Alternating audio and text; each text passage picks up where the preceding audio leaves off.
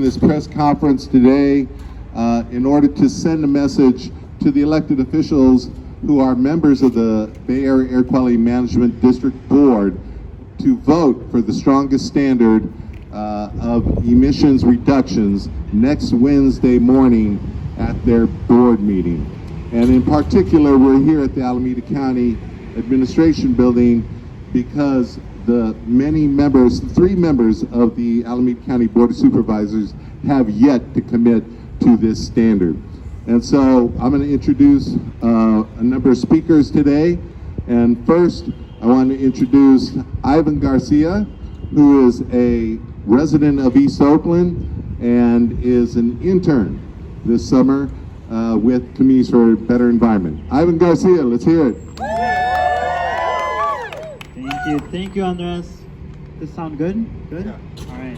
Hello, everyone. My name is Ivan Garcia, and I am a proud East Oakland resident, a community that has been disproportionately impacted by air pollution for way too long.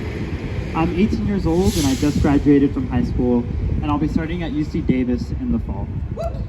Thank you. I'm also an organizing intern at Communities for a Better Environment in Richmond. On behalf of young people throughout the entire Bay Area, I am demanding that the Bay Area Air Quality Management District Board of Directors adopt Rule 6-5 with the strongest standard of toxic emission reductions at Chevron and PBF refineries. We, the young people of the Bay Area, are inheriting the mess the previous generations have left behind. We will be charged with fixing your mess. But you, the Bay Area Air Quality Management District Board of Directors, can help us get a head start by adopting Rule 6-5 with the strongest reduction standard. As the resident of East Oakland in Alameda County, I am proud of the support from Councilmember John Bouders of Emeryville, but appalled by the lack of public commitment from Mayor Pauline Russo-Cutter of San Leandro and Alameda County Board of Supervisors members Nate Miley and David Hobert. Adopting the strongest standard of emission reduction through Rule 6-5 is a critical issue of racial, environmental, and climate justice.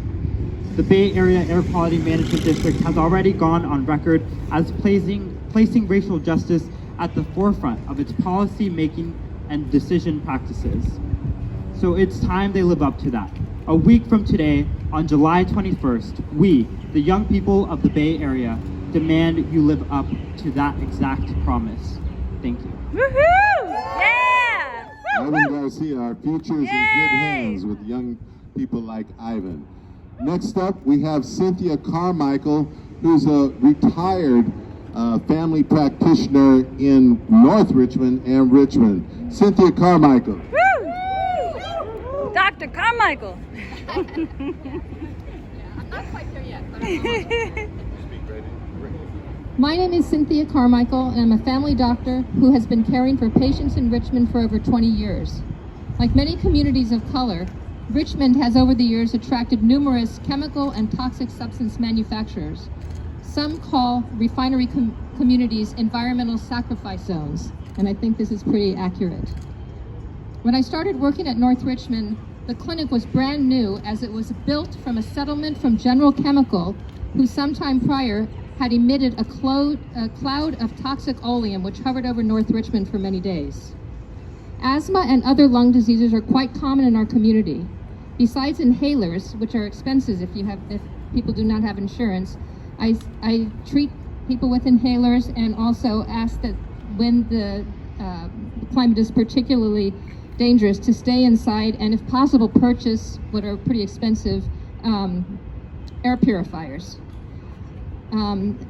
For your information, Richmond childhood asthma rates are double the national average, and Black and Hispanic children have higher rates of dying from asthma compared to white children. For years, I cared for an elderly man whose daughter brought him to my clinic, dutifully carrying his portable oxygen tank every few months to have his lungs checked and refill his medications. He had severe COPD, chronic obstructive pulmonary disease, also called emphysema, and could barely talk at times due to severe shortness of breath. They live not far from the refinery, and I have no doubt that his exposure to PM 2.5 over time exacerbated his lung disease and contributed to his ultimate death. The Chevron refinery emissions from Chevron's fluid catalytic cracking units are the largest single source of particulate matter, 2.5 microns, under the BAAQMD air district. PM 2.5 is inhaled by smoking cigarettes, breathing wildfires, smoke, and vehicle exhaust, but number one, in our case, is where it comes from, the refinery. What is PM 2.5? It stands for particulate matter, 2.5 micron size smaller, which is about 1/13th the width of a single human hair. A new study has found that air pollution from the burning of fossil fuels is responsible for nearly 1 in every 5 deaths worldwide.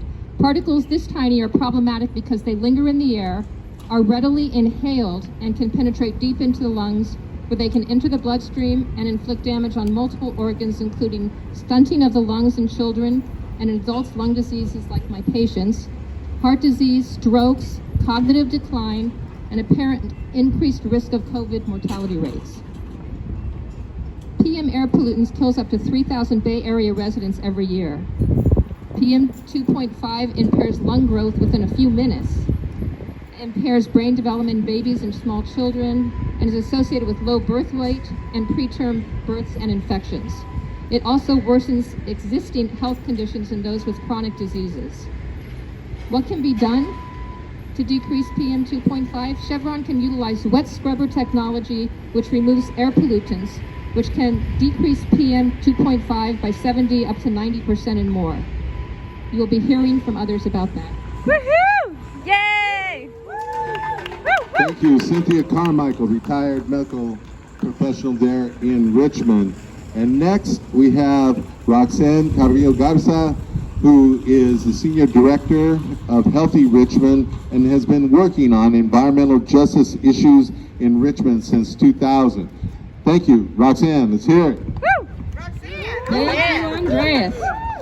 Yes, so I've been working in North Richmond since the year 2000, and residents have lived through the burden of racial and economic racism, which has been the source of health inequities in Richmond and North Richmond for generations. And the toxic releases from facilities in Richmond still stand at the 80th and 90th percentiles. Resident leaders and activists and community organizations have fought for over 30 years to reduce emissions from industries. We fought for a flare rule, which was passed in 2003, a stricter city industrial safety ordinance that mirrors the counties, and the recent AB 617 steering committee in 2018-19 made the decision, a very specific decision, to ensure that air monitoring focuses on the impacts from toxic emissions. The residents of North Richmond have experienced countless flares, fires, industrial accidents, and chemical releases, such as the one that Cynthia talked about earlier. And just over the last couple of years, the flaring accidents have been very numerous and I think have brought down the morale of our community. We also have spent a lot of time working with residents to look at their quality of life. North Richmond in particular is going to be redeveloped soon. The Housing Authority is leaving, and residents have taken a lot of time to look at what they want their neighborhood to look like after that redevelopment, what they want the infrastructure to look like, how they want traffic and diesel pollution to be reduced, how they want to have community wealth built so that they can actually afford the houses that get developed there. But environmental justice continues to be a real issue for that neighborhood. We also have had a number of partner organizations that have worked on amazing plans around climate resiliency. There's a plan called Resilient by Design. We have Urban Tilth, who has a working farm that's bringing sustainable food to the community and hiring and employing local community residents. And we have cooperative owning projects that are being led by Richmond Land. So we have residents who don't just sit on the sidelines, they're actually building the future for their neighborhood. But what stands in the face of all of that is regulatory agencies making decisions to actually increase the health for these communities. Rule 6.5-5 would ensure that Chevron reduces the PM pollution by 70%. I mean, I was really struck by that, 70%. Why wouldn't we do that? This is a clear decision for the board to make a decision and make good on the commitment to acknowledge the historical racism that was created because of people's proximity to the impacts of industry, such as PM exposure, and this rule follows the national precedent for reducing PM emissions. It'll be difficult for the board to defend not making this decision. That's right. You just recently passed a resolution, and I think it has language in it about interrupting, well, I say you should interrupt institutional racism. Regulatory and elected officials must live up to the recent resolution to support racial justice, to advance the cause of diversity and equity in all your policies, programs, and practices. This is just that policy. Yes. There's no safe amount for residents to live under this burden. The correlation is strong enough to build the case for this rule to be part of the larger effort to mitigate air pollution for a better health in this community. We don't need an exhaustive research that shows causal data. Use the precautionary principle. People's health is being impacted now by the decisions that are being made by the board. I am calling on the elected officials who serve on the Bay Area Air Quality Management Board to fulfill their commitment to economic, racial, and environmental justice. It's not just a resolution that you all should stand by, it's action. I hope that our Contra Costa board members, such as Supervisor Mitchoff, actually says yes to this rule 6.5. We know that Supervisor Joya is actively behind this. And Yes! I Woo, call woo, on Joya! Karen Mitchoff to be behind this as well. These are human beings who have been hard hit by the pandemic, which has laid bare the health inequities that have existed prior to COVID. Our fellow community residents have decreased their likelihood of surviving a virus and now a variant. It has continued to impact their day-to-day health and ultimately their life expectancy. This is the moment for board members to put a stake in the ground and say yes to Rule 6.5. Thank you. Woohoo! Thank you, Roxanne. Carrillo, Garcia. Yeah. And next we have Eric Stern. He's a senior case manager. He's a case manager at the Regional Center of the East Bay. But more importantly, he's with SEIU 1021, the union that just adopted a resolution in support of the strongest standard for the Rule 6-5. Thank you, Eric. Yeah. Thanks very much. My name's Eric Stern. I live in Richmond, California, and work in Contra Costa County as a Regional Center of the East Bay case manager, serving over 100 clients with intellectual and developmental disabilities. The community I serve is one of many of the Bay Area's more vulnerable populations. I stand here today as a proud rank and file member of the Service Employees International Union, Local 10-1, and am authorized to speak on behalf of my union on this issue.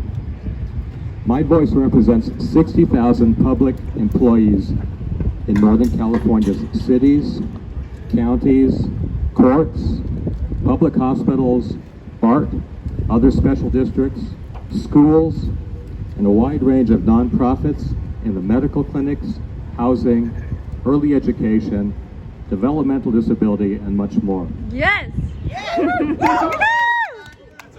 Our members serve and care about the health of the greater Bay Area and Northern California communities we live in. We suffer the same health consequences from pollution.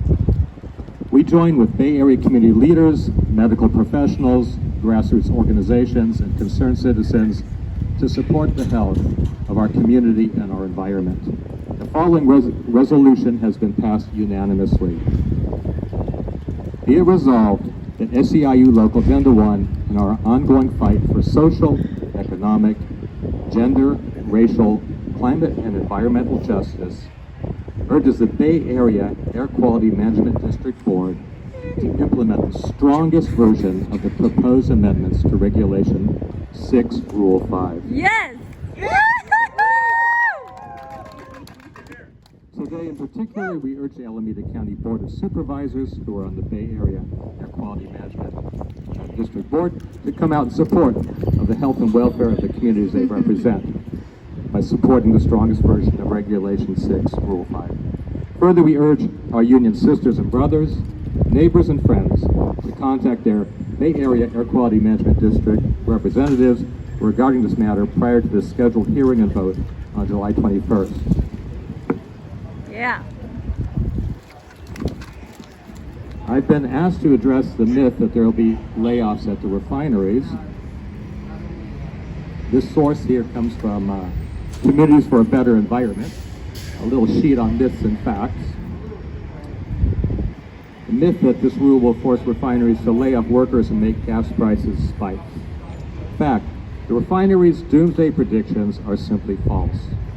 The district's own analysis shows that the refineries can likely fully recover the cost of this rule, or if necessary, can cover the cost, the full cost, with only a 1 or 2 cent per gallon increase in fuel prices, an insignificant amount when compared to normal swings in gas prices. While district consultants have shown that refineries could choose to lay off workers to absorb the cost of the rule, even they say layoffs are unlikely. And further, their math should be treated skeptically. Consultants have used a very crude method last updated in 1995 to calculate potential layoff numbers. Ultimately, the refineries would still be highly profitable even if they absorbed the full cost of the rule. In fact, an analysis by the UCLA's Luskin Center for Innovation found that the rule would actually create thousands of jobs through the construction and installation of wet gas scrubbers. If passed, environmental justice communities, workers, and the Bay Area economy all benefit. This rule isn't about jobs versus the environment, it's about corporate profits versus everyone. Yeah. Woo! Let me just end by saying, change is hard, but extinction is harder. Yeah. Thank you. Woo, woo, woo, woo, woo. Eric Stern, SEIU 1021. Yeah. For the people. Yeah, and our final speaker for this press conference is one of the stalwart members, one of the leaders of environmental justice on the Richmond City Council, and I'm hearing rumors that he may be running for mayor in 2022. We got your back. Woo, I woo. present to you Eduardo Martinez. Yeah. Woo. Thank you. I'm going to be short and sweet, speaking elected leader to elected leaders. And as an elected leader, I expect you to represent the people that you're supposed to be representing. Yeah. I want to tell you how I got here. As an elementary school teacher, I've witnessed the effects of air pollution on the youth in Richmond. The percentage of students with asthma in my classroom necessitated the need for an asthma club and modification of my physical education classes to accommodate the disability created by the invisible particulate matter that's blown by the wind like a plague. As an elected leader, I knew that I had to do whatever was possible to protect the health of my community, Yeah. especially the youth. Yes. Because this is a cumulative. It's not as if we start out with a new lung every day. Every day we breathe is a day that our lungs are destroyed when we're in areas that do not have the strongest rules. So on February 16th, 2021, the Richmond City Council unanimously passed a resolution recommending the Bay Area Quality Management District adopt the strongest health and safety protections in its amendment to BAAQMD Regulation 6.5 on particulate emissions from petroleum refined fluidized catalytic cracking units. So I know that your job is to represent the community. Yes. On BAAQMD, your job is not to protect industry. Your job is to protect the health by protecting Yes. the air That's from right. poison in the environment.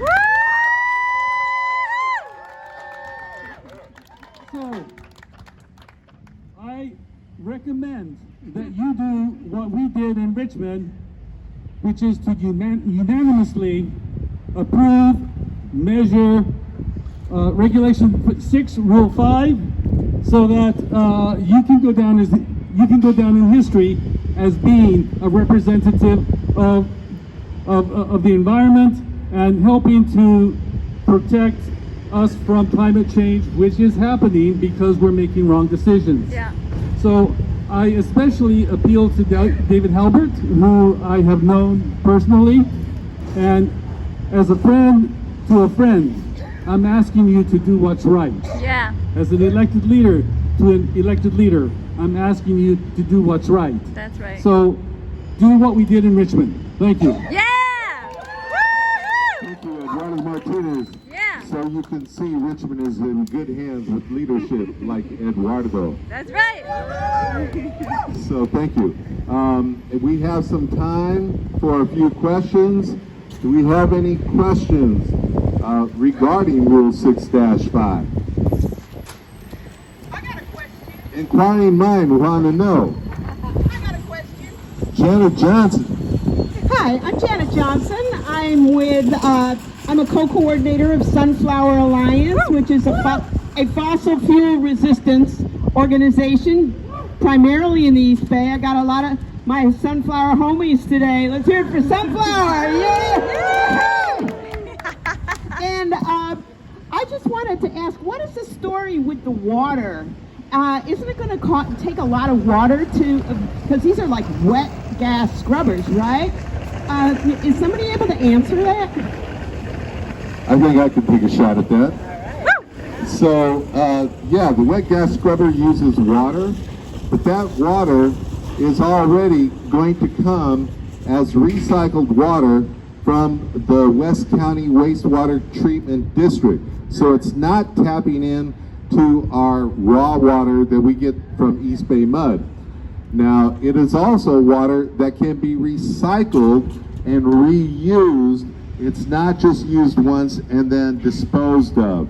So this also only will increase the use of water by the Chevron refinery, which already uses 1.2 million gallons of water per day. It will only increase it by 2%. So the health of the community with a 70% reduction of particulate matter versus a 2% increase in recycled water, I think is a bargain the people want. Yeah. Another question. Yeah, they say that there will be job losses, but isn't it the opposite true, that there will be job increases with the conversion to the wet scrubbers? Eric, you want to readdress that? We have Eric Stern once again from SEIU 1021. Well, when Valero went ahead and installed the newer technology, there were 200 building trades jobs that were utilized for that. And this study that I just cited believes thousands of jobs can be created in the Bay Area by moving to the newer technology, cleaner technology. Yeah. It's a great question. Yeah. Thank you. One more question. What could somebody living in the Bay Area do right now leading up to the vote on the 21st to influence the outcome? So the question is, what can people do who want to see this rule adopted by the Air District? All of us! What can, yeah, which is everybody, right? What can you do between now and next Wednesday? Well, there's several things. One, the easy one, is to email your representatives. Go to the Bay Area Air Quality Management District website, look up the Board of Directors, and identify the Board of Directors members who reside in your county. They're apportioned by county. So here in Alameda County, you have David Bowders from Emeryville, Pauline Russo-Cutter, John Bowders from Emeryville. You have Pauline Russo-Cutter, the mayor of San Leandro. You have David Bowders David Halbert and Nate Miley from the Alameda County Board of Supervisors. But in Contra Costa County, where most of the refineries are at, we have some of the most unrecalcitrant members of the Air District Board, such as Karen Mitchoff, who's on the Board of Supervisors, or Dave Hudson from San Ramon, where Chevron's corporate headquarters are located. So guess who his loyalty is to? And then Mark Ross, who lives in Martinez, where the PBF, the other refinery that'll be impacted by this. Email them between now and next Wednesday, and tell them you want to see the strongest standard for this rule adopted. Another thing you can do, join the meeting. It's a Zoom meeting next Wednesday morning, 8:30 a.m. It's going to be early, so you can have your coffee and watch the meeting. And so join in, and you get 30 seconds to speak, and you get to tell them what's going on, and that you support the strongest standard for emissions reduction of at these two refineries. So I think that's really the best way. And because this is not the end of the battle, there are many organizations here that you can join and be a participant in and lend your voice to our movement Yes! to improve Yes! the world climate. Woo, woo, woo! So thank you, everybody. I think that wraps it up for today. And I appreciate everybody who showed up today. Thank you. Let's have one big, how about a si se puede? Si se puede! Si se puede! Si se puede! Si se